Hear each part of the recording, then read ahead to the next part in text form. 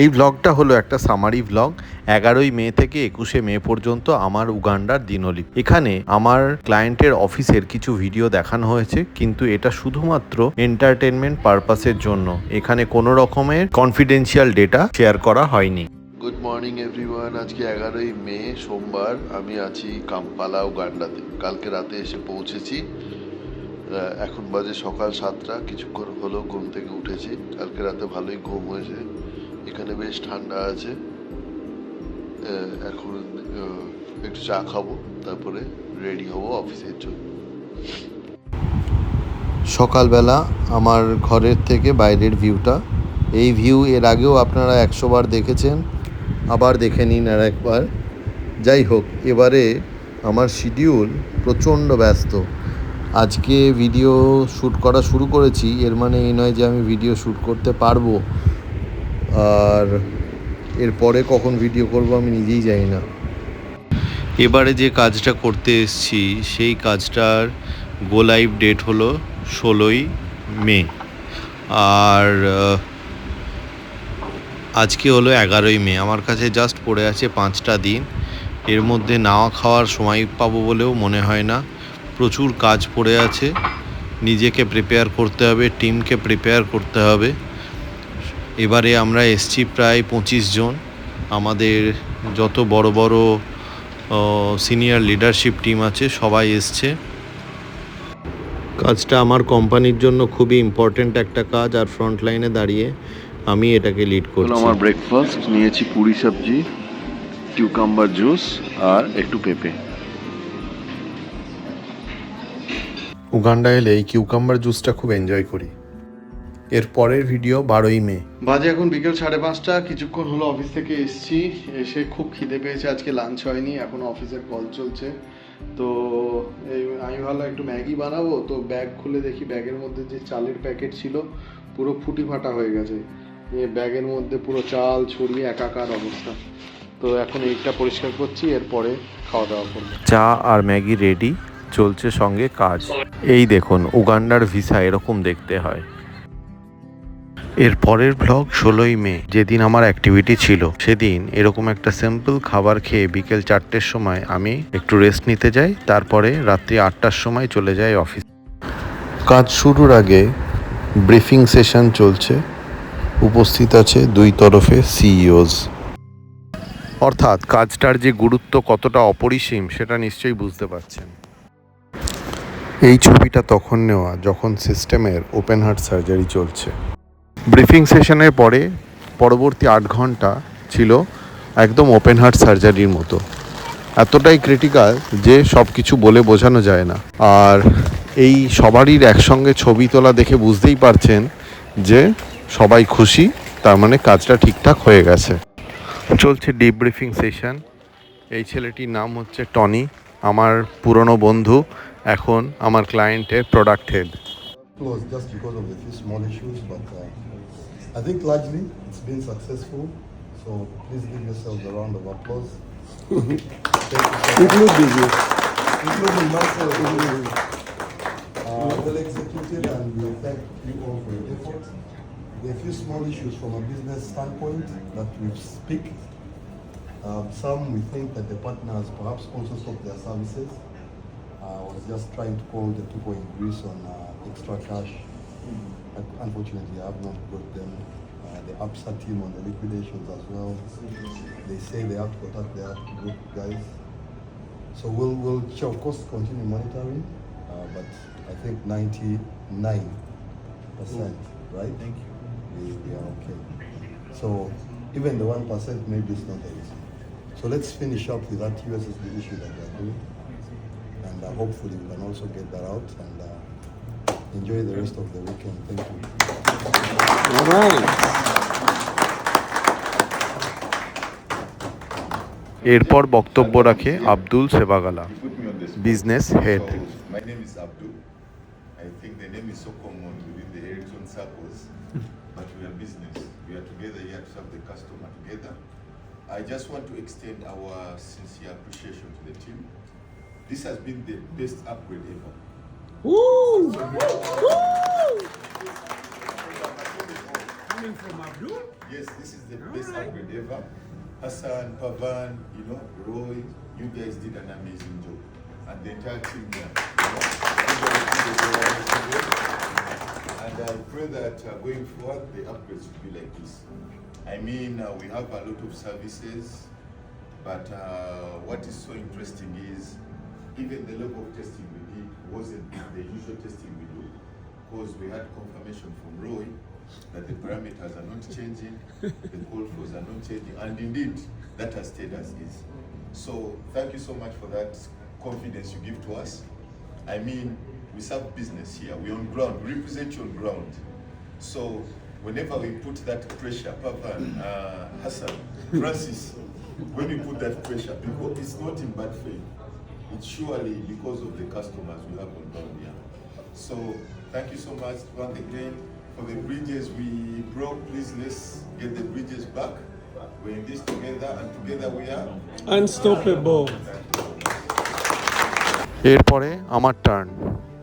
We don't feel like I'm a vendor or someone. Definitely a partner, a very valued partner. That's the respect I get over here, and all the credit goes to my team during preparation, our Ericsson team as well as MTN team. I got equal support from both the end. Starting from development unit, our SI organization, our infra, MTN network, MTN business, everybody collaborated like anything. And thanks to everyone for the support.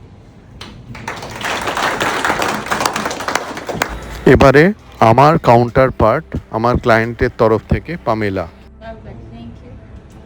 Mine is just to thank the team. We said a lot in the beginning. We did a lot of preparation. And indeed, the Ericsson team showed up as Roy had promised. Also, the MTN team showed up. It's just that they have left because they slept here, most of them. And they did their part. So we believe that even the few issues that have been identified after this cutover are going to be fixed. I was talking to Martha earlier on, but she has left, that irrespective of the fact that there are some test cases that have not been covered or some that are still failing, I think this time around we did a better job than we've been doing in the past. The confusion was there. So yeah, we are improving, we are becoming better. Each upgrade we do, we become better. And just a special thank you to Roy for showing up. Yeah, everyone has played a very good role. The executives are represented by Albert. The CIC was here to show that we have the full support from above. And but Roy, you really came through big and strong. I can't believe you're still awake. You're not tired at all. So that's the spirit. It shows that you love MTN and you love the customers in Uganda. I feel your pain. Yeah, so keep doing what you do well. And the other day when we were in Momo, the CTIO Thomas said that in MTN there's a culture. I cannot phrase it like he did, but I understood what he meant. You can do so many good things, but the day you do one thing and it doesn't go well, everyone forgets everything you did. So I'm happy that even today we've done it well. Yeah. I've handed over to Rogers. Rogers will be taking over. Roy is also handing over to other people. So there are issues that are still pending. We are not worried. The team is still working. And yeah, let's keep the spirit up and have a blessed Sunday. Next in line my CEO Pawan. I put in through the night means a lot. The system is up, we carry traffic, everything looks good. There are some minor issues, we acknowledge that. We will solve that during the day. We keep the vigilance high, and this is something that we have to take as an inspiration, that when we put all our effort in, we can achieve wonders, okay? So thank you again for the fantastic work that you all have exhibited, okay? And take some rest and recover, and we meet again, okay? Thank you. Thank you. ইনি হলেন আমাদের ক্লায়েন্টের CEO Sylvia. টেলিকমের দুনিয়ায় খুব famous নাম world wide. Sylvia এখন top 3 CEO's এর মধ্যে কাউন্টেড হন। 17ই মে সন্ধেবেলা ছিল একটা ছোট্ট পার্টি আমাদের সিইও পাওয়ানের পক্ষ থেকে। We had good time together. পরের দিন 18ই মে আমাদের ক্লায়েন্টের অফিসে একটা কেক কাটিং সেরিমনি ছিল। কেক কাটলাম আমি আর পামেলা। আমাকে এদের রীতি অনুযায়ী আফ্রিকান বিটসে একটু ড্যান্স করতে হলো।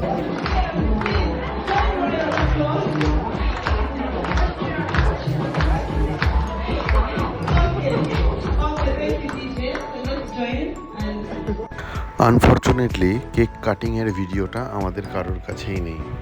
এই ছবিটি 19শে মে রাত 1টার সময় কাবিরা কান্ট্রি ক্লাবের রেস্টুরেন্টে চলছে আড্ডা, গল্প, কাজ। নেক্সট রেকর্ডিং 21শে মে, বাজে সকাল 10টা। আমি এখন ট্রানজিটে আছি, যাচ্ছি টুয়ার্ডস এন্টেবে এয়ারপোর্ট। আমার ফ্লাইট সকাল 12টা। আর আজকে সকালে আমার ঘুম থেকে উঠতে দেরি হয়েছে, আমি খুব ঘুমোচ্ছিলাম। সকাল 8টা নাগাদ আমাদেরই এক কলিগ মধু আমাকে ফোন করে জিজ্ঞেস করে যে কখন বেরোতে হবে। আমার আর ওর সেম ফ্লাইট। তো আমি তখন ওকে বলি জাস্ট 5 মিনিট দাও, আমি রেডি হচ্ছি, আর 5 মিনিট দাও আমাকে খাওয়ার জন্য। তো টোটাল 10 মিনিট নিই আর আমি কাবিরা থেকে বেরিয়ে আসি। এখন আছি আমি এডিস আবাবা থেকে মুম্বাই যাওয়ার ফ্লাইটে। মাটি থেকে 39,000 ফুট উপরে, বাইরের টেম্পারেচার -50 ডিগ্রি সেন্টিগ্রেড। এ কটা দিন এতটাই ব্যস্ত ছিলাম যে কোনো রকম ভিডিও শ্যুট করার সময়ই পাইনি। আর এতটা বেশি কাজের মধ্যে ডুবেছিলাম যে এই ভিডিও শ্যুটিং আর এডিটিংয়ের কাজটা খুব ওভারহেড হয়ে যাচ্ছিল। তো সেই কারণে এবার আর ট্রাইও করিনি। তো যাই হোক, এখন বাড়ি ফেরার পালা। এবারের ভিডিওটা ঠিক করে করতে পারিনি, চেষ্টা করব পরে আবার ভালো করে ভিডিও করতে, পরে কোনো সুযোগ পেলে। কলকাতা ফেরার পর কলকাতা থেকে আমার আবার একটা ট্যুর প্ল্যান আছে, জানি না সেটা কতটা বাস্তবায়িত হবে। পৌঁছে গেছি মুম্বাইয়ের ছত্রপতি শিবাজী বিমানবন্দরে। তো এখন বাজে এখানকার টাইম অনুযায়ী, ভারতের টাইম অনুযায়ী রাত্রি 2টো, আর উগান্ডার টাইম অনুযায়ী এখন 11:30 রাত্রি। উগান্ডার রাত্রি 12টার সময় একটা অ্যাক্টিভিটি প্ল্যান আছে। তো যেহেতু আমি এখানে পৌঁছে গেছি, এখন অ্যাভেলেবেল, তো আমি এখান থেকে ওটা সাপোর্ট করবো। এখন ফাস্ট ট্র্যাক ইমিগ্রেশন চালু করেছে। তো আমার হতে প্রায় 2 থেকে 3 মিনিট লাগলো টোটাল ইমিগ্রেশন প্রসেস। খুব অল্প লাইন ছিল, মানে একদম খুব ফাস্ট হয়ে গেল। তো এখন এই যে ব্যাগেজ বেল্টে দাঁড়িয়ে আছি, ব্যাগ আসছে না, আর ব্যাগেজ বেল্টে কোনো ভিড়ও হয়নি এতক্ষণে। ভালো লাগলো মুম্বাই এয়ারপোর্টের ব্যবস্থাপনা। আমার কিন্তু লাগেজও বেশ তাড়াতাড়ি চলে এসেছে। এখানে এসে প্রায় 5 মিনিট ওয়েট করলাম, আমার লাগেজ চলে এসেছে। জেনারেলি যেটা হয়, এটা তো কানেক্টিং ফ্লাইটে এসেছি, সেই জন্য প্রথম ফ্লাইটে লাগেজটা আসতে বেশ দেরি হয়। এক্ষেত্রে সেটা হয়নি, আই লাইক ঠিক। এবার যাব, দেখবো ডোমেস্টিক ট্রান্সফারটা কোথায় আছে, সেখানে গিয়ে আবার ব্যাগেজ ড্রপ করে ঢুকে যাব ডোমেস্টিক এয়ারপোর্টের মধ্যে। অ্যান্ড দেন চেক করবো কোথায় লাউঞ্জ আছে, কেননা অনেকটা সময় কাটাতে হবে। আছি এখন মুম্বাইয়ের আদানি লাউঞ্জে। আমি ইথিওপিয়াতেও লাউঞ্জ নিয়েছিলাম, কিন্তু সেটা ছবি আর তোলা হয়নি। অনেক দিন পরে অথেন্টিক মিসাল পাও খেলাম। বাজে সকাল 6:30, কলকাতা ফ্লাইটে বোর্ডিং শুরু হয়েছে। পাহাড়ের ফাঁক থেকে সূর্যদেব উঁকি মারছেন। পৌঁছে গেছি কলকাতা, এটাই ছিল আমার ফ্লাইট। এখন বাসে করে যাচ্ছি অ্যারাইভাল টার্মিনালে। আজকে বাড়ি গিয়ে আবার অফিস যেতে হবে। কি গরম কলকাতাতে, নেমেই বলছে 30 ডিগ্রি টেম্পারেচার আর প্রচণ্ড হিউমিডিটি। এই ব্লগটা এই পর্যন্তই থাকলো। একদম ম্যারাথন দৌড় 11ই মে থেকে 21শে মে অবধি।